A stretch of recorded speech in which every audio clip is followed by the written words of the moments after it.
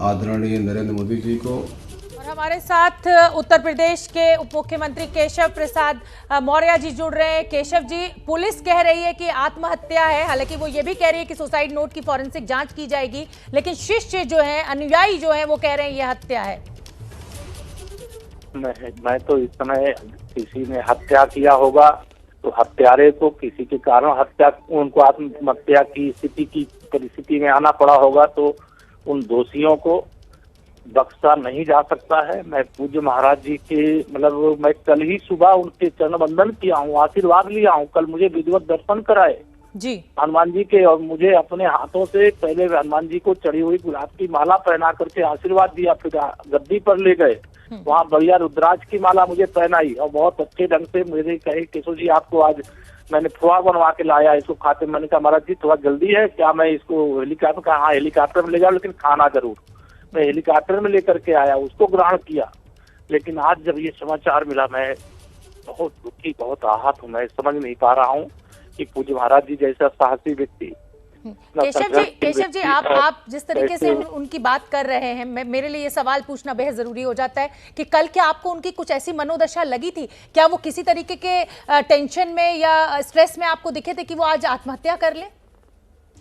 नहीं, मुझे तो ऐसा लगता तो वो कोई बात होती थी, महाराज जी मुझसे हर प्रकार की कोई जरूरत होती तो मुझे तुरंत फोन करते थे, तो केशव जी आपको कल आना है, आज आपको गद्दी पर आना है, आज आपको आकर के भोलेनाथ का अभिषेक करना, आज हनुमान जी का दर्शन करना है। जो भी उनके मन में रहता था तुरंत मुझे बताते थे, बोलते थे। लेकिन कल वो तो मुझसे बहुत सामान्य स्थिति में बात कर रहे थे, प्रसन्नता से बात कर रहे थे।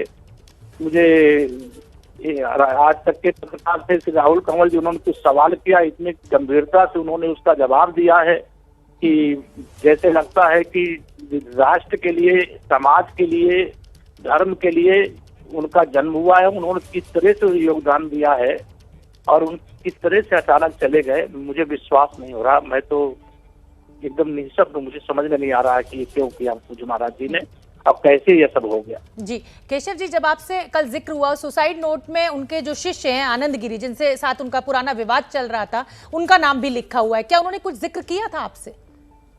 मेरी कोई, कल तो हम लोग बैठे थे, हम तो बहुत बार इस विवाद के पहले और बाद में बहुत बार मिले हैं। कभी कुछ दुखी जरूर वो हुआ करते थे, लेकिन कि एक जिनको बच्चे की तरह पाल करके इतना महत्व दिया गया, उन्होंने दुखी किया उनको। लेकिन इस प्रकार की कल तो कोई बात ही नहीं थी, सब नॉर्मल स्थिति में थे। और उन्होंने अपना किस प्रकार से आशीर्वाद स्नेह दिया, मैं जब भी जाता था तो मुझे कुछ खिलाए, कुछ विशेष आशीर्वाद दिए बगैर आने ही नहीं देते थे। कल जल्दी थी तो भी उन्होंने कहा नहीं आज आपको पोहा खा करके जाना है। लेकिन आज जब समाचार मिला मैं बहुत दुखी। केशव जी, आप व्यक्तिगत तौर से केशव जी, आप व्यक्तिगत तौर से उनको इतने नजदीक से जानते थे, क्या आपको लग रहा है कि किसी एक पल में वो इतने कमजोर पड़ सकते थे कि वो आत्महत्या कर लें? क्योंकि जिसने अपना सर्वस्व भगवान को न्यौछावर कर दिया हो वो आत्महत्या कर सकता है।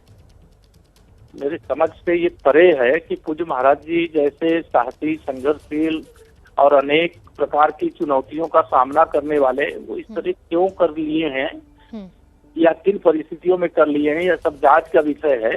लेकिन मैं महाराज जी के जाने से व्यक्तिगत, जैसे पिता के जाने से पुत्र दुखी है, वैसे केशव प्रसाद आज बहुत दुखी है। बहुत ज्यादा बात नहीं करूंगा, मैं फिर बात करूंगा। उनके बहुत सारे अनुयायी सीबीआई जांच की मांग कर रहे हैं, क्या सरकार की तरफ से सिफारिश की जा सकती है? हर बार जांच करेंगे, जो भी दोषी जिस भी प्रकार से होगा उसको दंडित करने का भी काम करेंगे। लेकिन पूज्य महाराज जी के जाने से जो क्षति हुई है वो अपूर्णीय है।